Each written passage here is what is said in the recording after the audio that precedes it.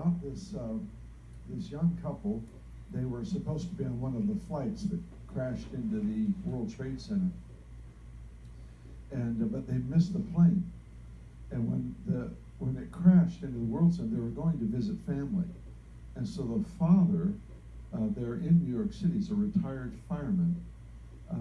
He called frantically to see if his kids were on that flight, and got a hold of his son, and they were able to explain we missed the flight, and so we're safe. And he was relieved, of course, and he says, I have to go down and help. He's a retired firefighter.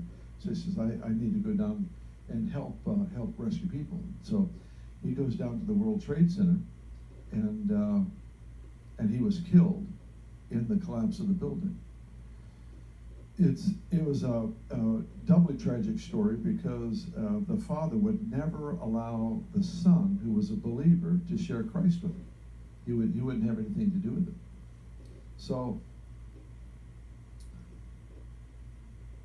fast forward a few months, this young couple gets a knock on the door, and there's another young couple on the other outside of the door with a baby in their arms.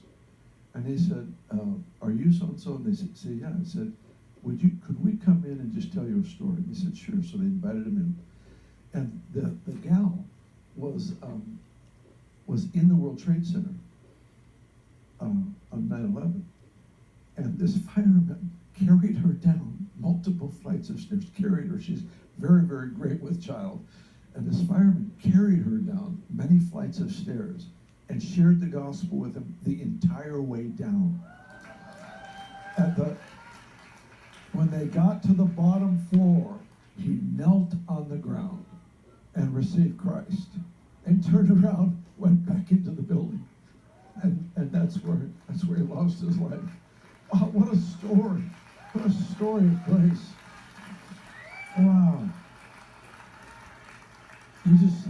You never know. That's just one of the greatest stories ever.